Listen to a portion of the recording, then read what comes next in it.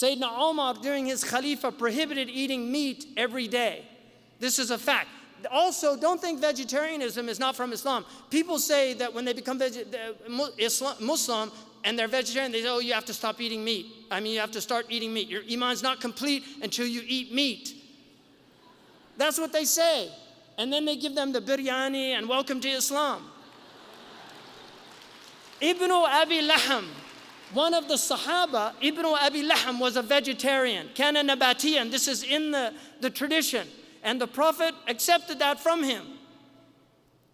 Now, if you swore off meat for ibadah, that's a different thing. The Prophet told them not to do that. But he didn't want to eat meat. Maybe he didn't like it. But today, eating a lot of meat is unethical. I would say that eating fish, this is your choice, and I'm not dictating to anybody. You have to make your own choices. You do your research. We're not fascists. Think for yourselves. I'm not here to tell you what to do. I'm here to make you think about things, and you go back and you do your own research and you decide for yourselves, because you're all sovereign human beings, and nobody can tell you what to do other than Allah and His Messenger, and that's it. Nobody can tell you what to do. And every scholar that tells you, he's telling you what he thinks Allah and His Messenger is telling you what to do. That's called ijtihad. But there are a few things where Allah spells it out, and fallibilism is very important. Our scholars need to have more fallibilism. We don't doubt Islam, but we should doubt our understanding of Islam. We should doubt our understanding of Islam. We don't doubt Islam, but we should doubt our understanding of Islam, because to have certainty about your understanding is to arrogate to yourself some divine knowledge that you don't have. So Sayyidina Umar said, إِيَّاكُمْ وَاللَّحْمِ فَإِنَّ لَهُ ضَرَاوَةً كَضَرَاوَةِ الْخَمْرِ. It's in the Muwatta. Beware of meat, because it has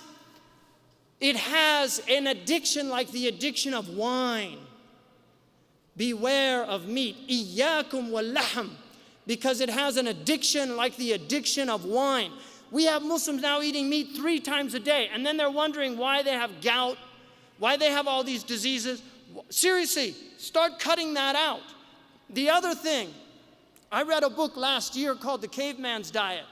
And in that book, he was arguing, he's not a Muslim. He said everybody should fast at least a month out of the year where they diminish their, this is what he said in his book.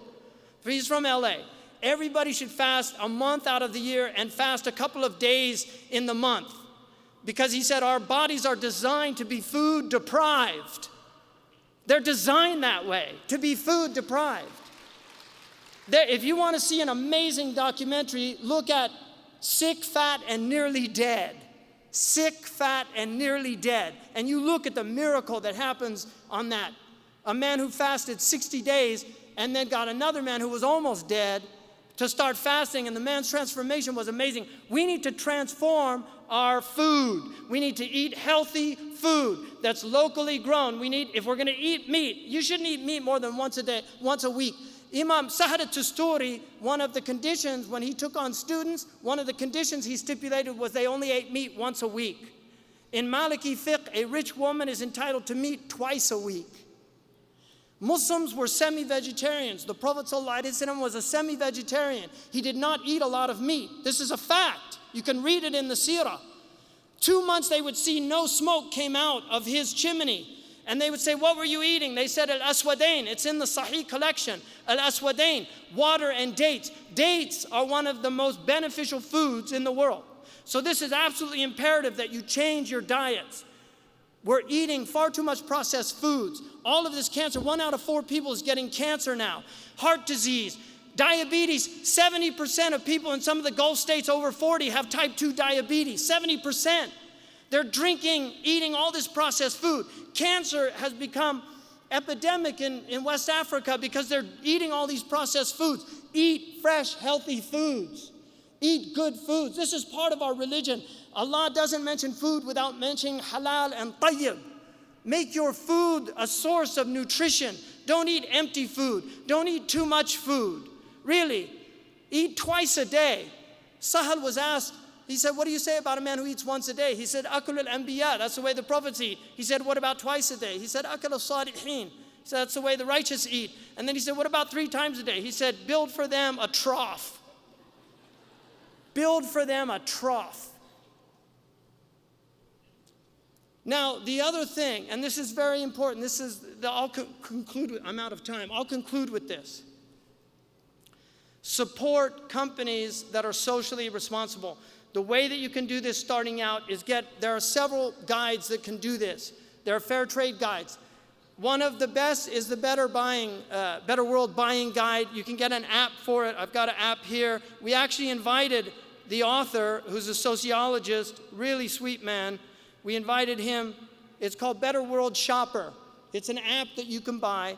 Anything that you want to buy, you go onto it. So you go to supermarkets, and they will rate your supermarkets based on how socially responsible they are. A+, A-, C, C+, C, D, and F. Airlines. If you're going to fly Virgin Airlines, fly Air Canada, fly the Blue, JetBlue, Southwest Airlines. There are airlines that you can fly that are better than the other airlines. They're more socially responsible. They're donating more. They're treating their employees well. And this has been analyzed. There are people that are really serious about this. There's people now called freegans. Do you know about freegans? Freegans are literally dropping out. They're just checking out because they don't want to be part of this unjust system that is killing us. It's killing our planet. It's killing us. And there are people that are more morally responsible in the non-Muslim community than I find in the Muslim community. I know non-Muslims that have given up credit cards altogether because they don't want to be part of these banking systems. And yet we as Muslims aren't willing to make changes. We can create our own system. We have to do these things. This is our duty.